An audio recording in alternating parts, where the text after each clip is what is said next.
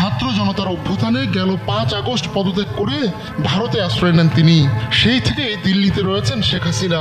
ওই ঘটনার 1 মাস পেরিয়ে গেলেও এখনো পর্যন্ত তার অবস্থান খুব গোপনে রেখেছে ভারত।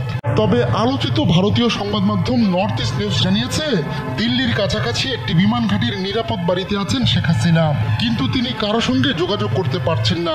অজ্ঞাত সূত্রের বরাতে এক মতামত প্রতিবেদনে এমনটাই দাবি করেছে north east news.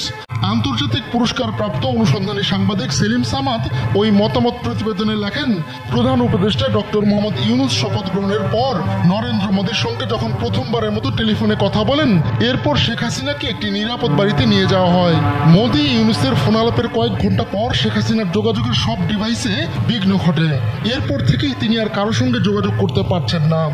Sheikh Hasina ভারতে আশ্রয় নেওয়ার পর তার ছেলে সজীব ওয়াজেদ জয় জানান, তিনি দিল্লিতে গিয়ে মায়ের সঙ্গে দেখা করবেন, কিন্তু জয়কে দিল্লিতে আসতে বারণ করা হয়, কারণ তিনি এসে দেখা করতে পারবেন না।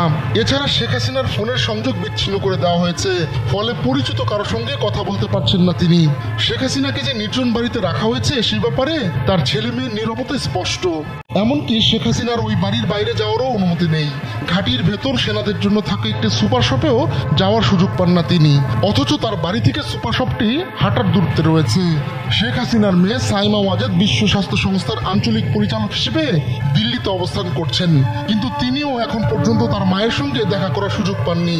ছোট বোন শেখ রেহানা সহ শেখ হাসিনা দিল্লির হিন্দন বিমান ঘাঁটিতে অবতরণের পর তাদের নিরাপত্তার দায়িত্ব নেয় ভারতীয় বিমান বাহিনী। কথা ছিল দিল্লি হয়ে বোন শেখ রেহানার সঙ্গে যুক্তরাজ্যে চলে যাবেন শেখ হাসিনা, তবে সেই সুযোগ পাননি তিনি। এখন তারা দুজনেই দিল্লিতে আটকে গেছেন। মা ও খালাকে সাহায্যে শেখ রেহানার মেয়ে টিউলিপ সিদ্দিক যুক্তরাজ্যের সরকারকে অনুরোধ করেননি বলেও দাবি করেছে নর্থ ইস্ট নিউজ।